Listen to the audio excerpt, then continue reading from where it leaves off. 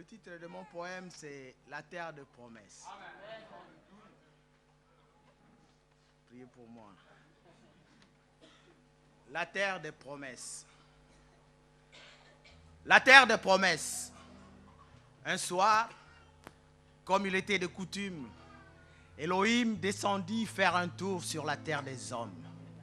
Et pendant qu'il s'approchait de l'Éden, des grands cris d'extrême affliction montaient à ses oreilles. Savez-vous quoi? Le poison caché derrière la vérité dans un rusé avait paralysé tout un jardin.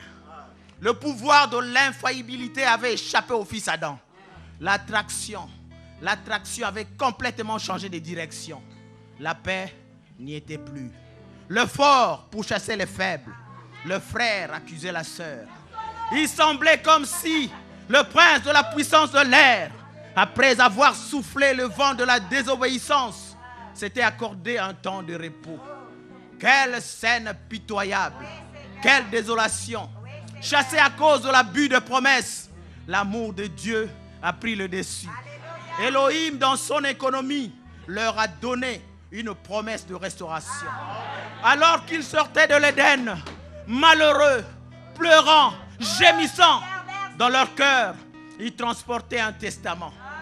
Mais aussi longtemps que l'homme vivait dans sa dénomination, derrière sa couverture, la promesse ne pouvait lui être révélée.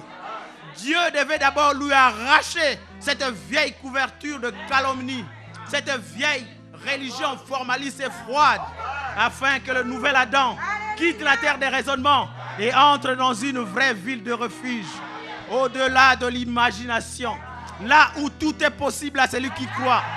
Oui, monsieur, dans le vrai repos, là où le sacrificateur ne mourra jamais. Vous savez, nombreuses sont les afflictions qui nous paralysent devant le Jourdain.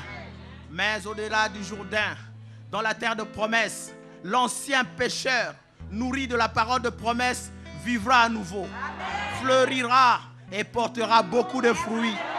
Et là comme Josué, Jésus, le plus grand de tous ces guerriers, le commandant en chef de l'armée de l'Éternel, est allé au-delà du Jourdain de la mort et nous a rapporté le gage, l'évidence du Saint-Esprit.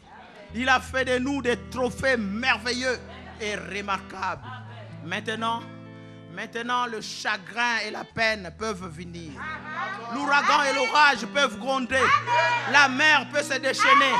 Mais rien, alors rien ne peut arrêter le vieux bateau de Sion.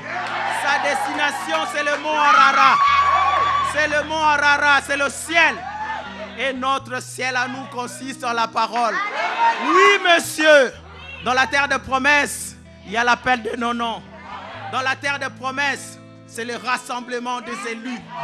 Là, le notaire s'avance avec audace et prend le testament, brise les 7 sceaux et entre dans la pensée du testateur divin et saisit la vision et révèle aux héritiers de la promesse les mystères cachés dans ces sceaux. Et notre terre de promesse, c'est la parole de l'heure.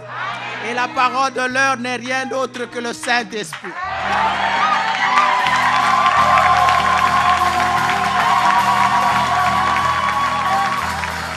Alléluia.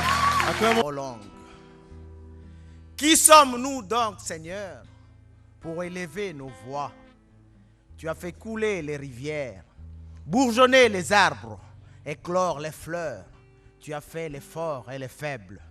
Mais Seigneur, tu as fait la nuit trop longue. Tu as fait chanter aux rouges-gorges les airs de printemps.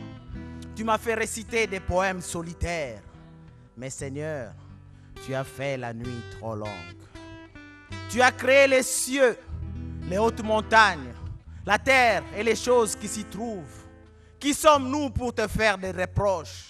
Oh oui, Seigneur, tu as fait la nuit trop longue. Dans la médiocrité, tu m'as révélé ta parole. À l'oreille, tu as chuchoté tes merveilles. Dans mon âme, tu as laissé glisser ta sagesse divine. Mais Seigneur, tu as fait la nuit trop longue. Mon Dieu, où est donc passé l'amour divin? Oh, dans les labeurs, les vilainies, les rêves chimériques, je sentais monter dans mes yeux baignés de larmes un air mélancolique qui, par sa miséricorde, s'est vite changé en lueur de grâce, quand sous un soleil rougeâtre d'aurore s'illuminait un joli matin de printemps. Mais Seigneur, tu as fait la nuit trop longue. Dans ce doux mystère de la nature, celui qui fait pousser les verdures et qui fait naître les merveilles, ce beau prince qui éveille les rêves de sa princesse viendra sur un char s'unir avec son épouse. Mais Seigneur, tu as fait la nuit trop longue. Fils et filles d'Abraham, soyons en paix avec Dieu. Dans peu de temps, quand la fatigue de l'esprit va être surmontée, quand les soucis de la vie n'auront plus d'emprise sur nous, quand nos faibles mains se laisseront glisser dans sa forte main, quand les vibrations de l'ennemi seront englouties par la gloire de la Shekinah, ensemble, dans les rues de la Jérusalem, oh, nous chanterons des cantiques nouveaux pour sa gloire. Oh, quel jour merveilleux ce sera. Voilà pourquoi le Seigneur a fait la nuit trop longue.